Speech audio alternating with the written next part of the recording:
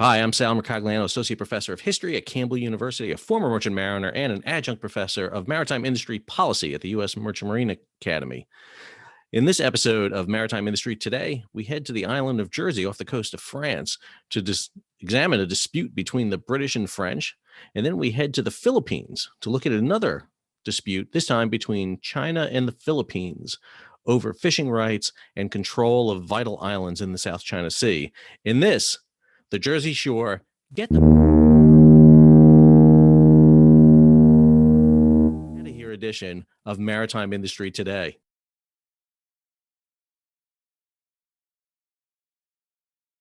Okay, so this is going to be an interesting episode because of these two events that are going on half a world away, but are both amazingly similar for the issues, although one is a little more comical than the other. The other one has much more, I think, larger ramifications for what's going to happen.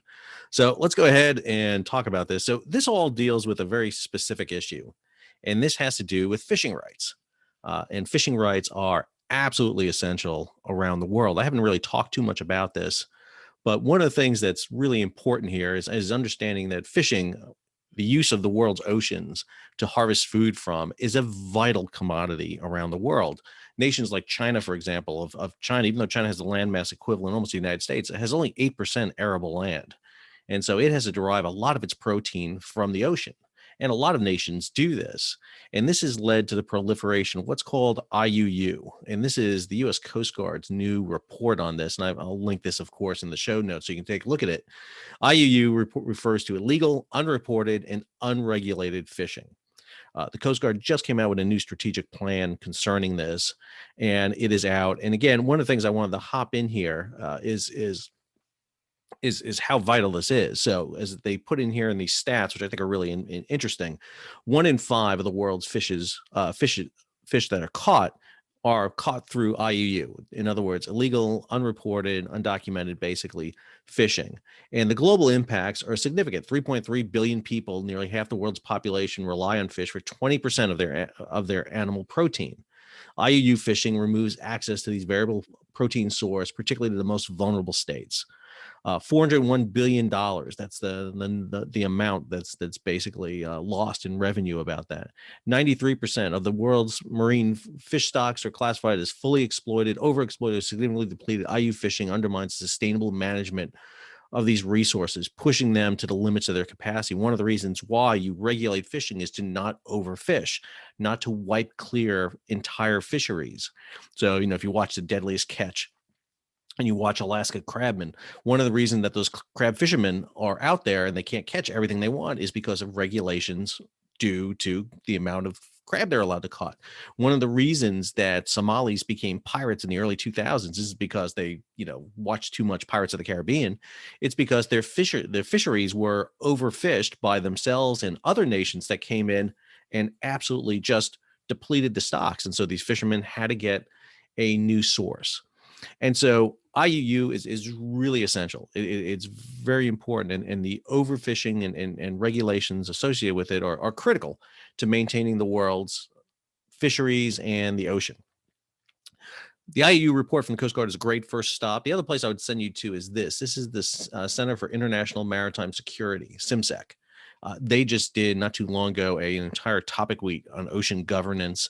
And one of the major topics they discussed was fishing and fisheries. There's a couple of great podcasts in here on IUU, great discussions about it. They even had the Coast Guard Commandant talking about that report. There's some other podcasts on this. So if you're really interested in this topic, and I suggest you do, it's a really essential topic to understand. And understanding this topic is really important because, again, the over depletion of our fisheries will have a detrimental effect going forward on the planet. We've already damaged them in many ways. And so it's really important. So I don't mean to make light of this, but the two stories today are really interesting in terms of this. So let's go ahead and head over to our first story, which takes us to the Jersey Shore. So what's the situation in Jersey? Sorry, I swear, last pun on the Jersey Shore I will use is that one. What's going on is not New Jersey, but Old Jersey. And Old Jersey is right here off the coast of France. If we zoom out here for a second, you'll see what I'm talking about here. Here's England up here in the north. You can see England right here. Let's move over. There's England. This is France. And off the coast of France, off the Brittany coast right here, or excuse me, actually off the Brittany and Normandy coast right here, are two islands, Guernsey and Jersey. These were actually the only British islands, by the way, that were seized by the Nazis in World War II. Very interesting story about this. But the island of Jersey is unique. You'll see right here these vessels. These are French fishing vessels heading back to their port. They had just instituted a blockade of the port of Jersey. And I will show you in a second what I mean. If you're unaware of issues going on, Great Britain has left the European Union. They have completed Brexit. Their prime minister right here, Boris Johnson, who in this video, in this image right here, is obviously auditioning for the role of Captain Britain in the newest Marvel Cinematic Universe special. Boris Johnson here. I'm sorry, I love this image. It's such a great picture of Boris Johnson. He's an amazing person, but this is a great image of Boris Johnson, and I can't help but use it. But Brexit has taken place. The British have left the European Union. And what that means is Britain now finds itself separate from France and the other nations in the European Union where there were fishing agreements. And now there's new agreements that the British are trying to put into place. There's a BBC story right here, which I, of course, link you to, which talks about this dispute over fishing. Basically, the British are requiring the French now to file for licenses to fish within the EEZ, the economic exclusion zone of the Jersey Islands, and vessels that have not historically fished there will not be allowed into this area. And this has prompted a action by the French over this, and it has led to, I'm not going to lie, just a little bit of comedy here. This is an English reenactor on the island of Jersey who is basically taking a musket, smoothbore musket, and firing at the French blockading fleet that's off the port of Jersey right there. Now, he's not going to hit anything with a smoothbore musket, but this gives you the level of again, I don't know what to say about this. It's a serious issue. It's a very serious issue, but this does not help the situation in making it very serious. This is from our buddies at Marine Traffic. Marine Traffic tracked the arrival of the French fleet. And again, the French fleet is a very, very, very bad term to use here. It's a batch of French fishing boats. But here's the island Jersey. The dark blue area is the economic exclusion zone exerted by Great Britain. And here you see the French fleet, the French fishing vessels arriving off the port and basically putting themselves in the port right here just to basically sit off the coast and kind of shut it down. The British have responded to this, I should mention, by dispatching two British warships to the area, HMS Severin and HMS Tartar, who I will talk about here in a second. This is a close-up map that Marine Traffic did on the same situation here. You'll see right here, here's HMS Severin coming in. She's one of these offshore patrol vessels that the Royal Navy operates. Use them like to escort and monitor vessels in the English Channel. But here comes the French fleet. Again, I keep saying that term, and I hate saying that term because it's really not a fleet. It's just a batch of fishing boats. But they're coming here and basically sitting off the harbor entrance here to just make a demonstration, to basically demonstrate against it. Here's Severin, here's Tartar, which is, again, the other vessel that was sent there. You'll see one, it turned off its AIS. But this gives you the idea of the situation. It is an amazing issue, but one not unexpected with the terms of Brexit. And now they have to iron out these issues. And fishing rights is a big issue. The idea that this is a very tight-in area. Jersey and Guernsey are very close to the Brittany and Normandy coast. French fishing vessels are used to using the entire area. It doesn't matter which EEZ they're in because they're all part of the European Union there. And so they had these agreements to allow this fishing to take place. Now, all of a sudden, that is thrown asunder. And the question becomes, what's going to happen next? So the BBC story goes into great detail, and I'm following the BBC for this story and what's going on. Obviously, the issue off the coast is significant for French fisheries and for English fisheries. We're seeing this demonstration against them. This is one of the French vessels firing off flares during this taking place. You'll see the fishing vessels off here. Here is HMS Severin, her along with Tamar, or off the coast right there. They're, again, offshore patrol vessels. Yes, they're Royal Navy vessels. The British do not have a Coast Guard. So the British Royal Navy serves that function. And so these offshore patrol vessels in many ways serves that very similar function to it. And again, it's part of a larger dispute going on over these waters. Not unusual. We've seen this happen before. The most famous was between Britain and Iceland in what was referred to as the Cod Wars of the 1970s. Actually led to vessels ramming each other and bumping into each other. Not sure it's going to manifest itself in the same exact way here, but it's definitely I'm trying not to say the word situation, but it's definitely a event that needs to be monitored. And that takes us to our other event, which is over in the Philippines. And this was a story that absolutely was just amazing to read. So the issue involves here what's called the Chinese militia. And the Chinese militia are vessels that are employed by the Chinese military. They're not Navy vessels. They're not Coast Guard vessels. They're civilian vessels, but they get paid by the Chinese military. And the reason we know this is because they go out and do things that don't generate wealth, like sit in anchorages and just sit there for a long period of time, which is exactly what's going on here. So the South China Sea is an absolutely essential area. Again, go to our buddies at Marine Traffic to highlight this area here. And I want to zoom in here for a little bit. This is the South China Sea. And right here in the center, there's a whole series of shoals and flat water in here that are basically not navigable. In fact, they're really dangerous. The Spratlys, Scarborough Shoal, a whole series of them. You'll see the main shipping channel. The ships in red are tankers. Here they are coming from the Persian Gulf, through the Straits of Malacca, around Singapore, through the South China Sea, and up here through the Luzon Straits between Taiwan and the Philippines.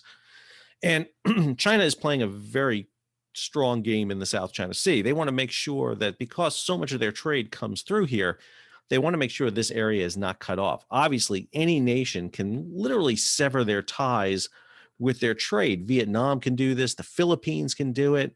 Indonesia can do it. Singapore can do it. And so they're very concerned about this. And so they're exerting a lot of influence and control over them. And it really has to do with this right here, these vessels right here, which are hard to see because there's not that many of them. And it's disconcerting because it's not true. These are fishing vessels. These pink little vessels here are fishing vessels. You only see a few right here. That's not what's there. There are hundreds of these vessels here. This is the story in, I forget who printed this, Monica Bay, which is a news and inspiration talking from the front line. But anyway, they got great images here. And so these are images of the Chinese militia at anchor in some of these anchorages. Specifically, this one's here is in Whitsun Reef, I believe. Yep, Whitsun Reef. And there were about 200 vessels anchored here. The satellite imagery captures this great satellite imagery out there right now, civilian commercial satellite imagery. We can see these things. Problem with marine traffic and AIS and all these AIS things is you can unplug these things and turn them off. And there's no problem with that. You can go ahead and do that. You're not required unless you're in certain territorial waters and it's required by the nation. You can unplug your AIS. And so they do. And what we're seeing here are these huge rafts of vessels just sitting here. They are not commercial fishing vessels. If they're commercial fishing vessels, they would be fishing. They're not. Instead, they're sitting there in the EEZ, the Economic Exclusion Zone, the area identified under UNCLOS, the UN Convention of the Law of the Sea. I'll do a separate video on that later because that's a whole different thing, which allows basically the Philippines to control these areas as their economic areas. And so these incursions are coming in. And one of the things that we see happening is the Chinese have been doing this to basically take over islands, build them up into artificial islands to put military stations on board, airfields, missile batteries, you name it. Again, to protect that trade route. Some people think they're being expansionistic. I don't think they're being expansionistic.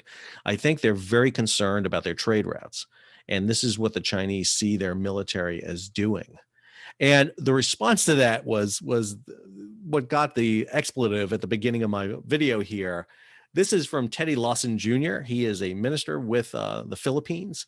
And he wrote a very explicit tweet out there. Basically, China, my friend, how politely can I put it? Let me see.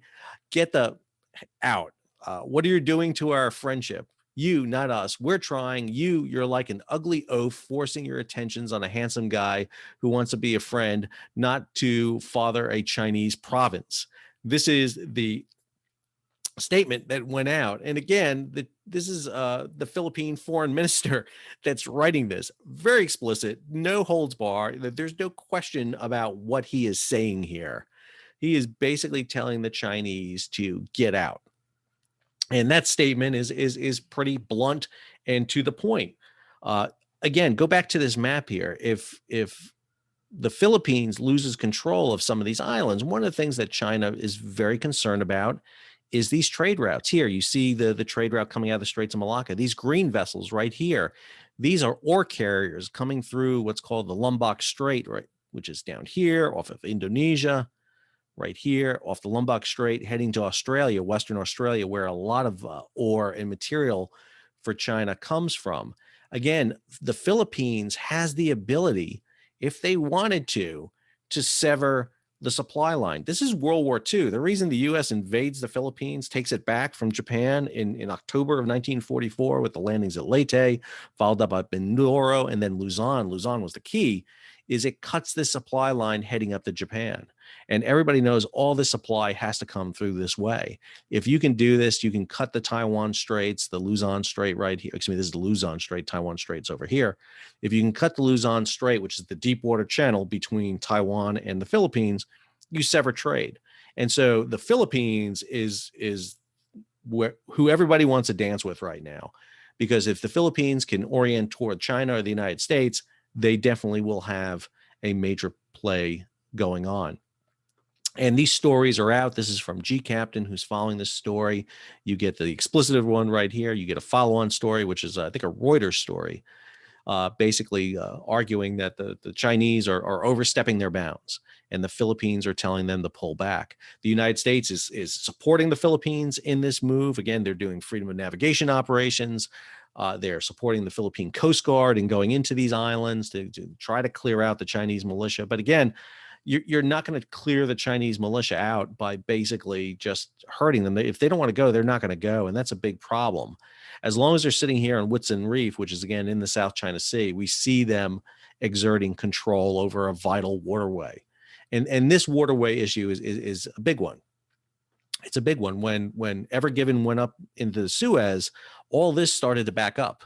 And the question was, do you divert around the Cape route? Here you see these large Cape vessels. These are vessels bringing ore from Brazil and South America right here.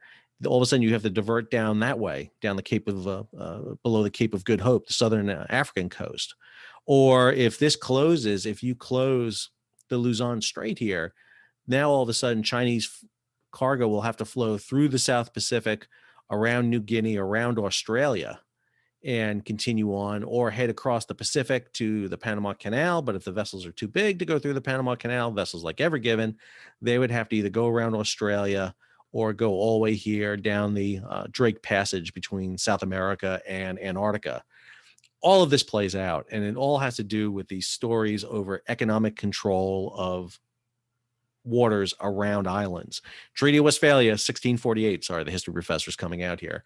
The Treaty of Westphalia gave nations control within their borders, but the oceans are basically a different story. It's 1982 in the UN Convention on the Law of the Sea, which basically mandates that you only control out to 12 miles, and then out to 200 miles, you have an economic exclusion zone where you control the economics, what's in the ground, under the water, and what's in the water for their respective nations.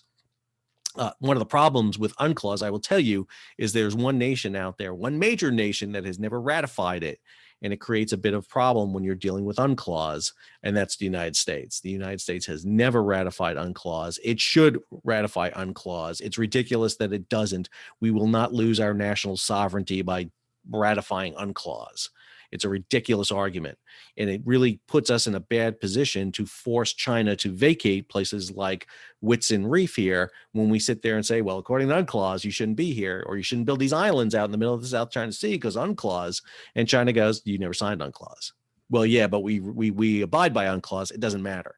If you don't sign it, you don't have the right to basically make these challenges. Some will disagree, and I'm sure they'll hear it in the comments. That's fine. But that's the issue that's out here. So hope you enjoyed this edition of Maritime Industry today. The Jersey Shore, what the blank, out of here. edition. It's an interesting story. Feel free to follow along with it, and I will keep you up to date as new stories and new news comes out on this. So again, I'm Sal Mercogliano. If you enjoyed the episode, if you enjoyed videos like this, please subscribe, hit the like button, give it a thumbs up, hit the bell so you'll be alerted about new videos as they come out. So until our next episode, see you soon.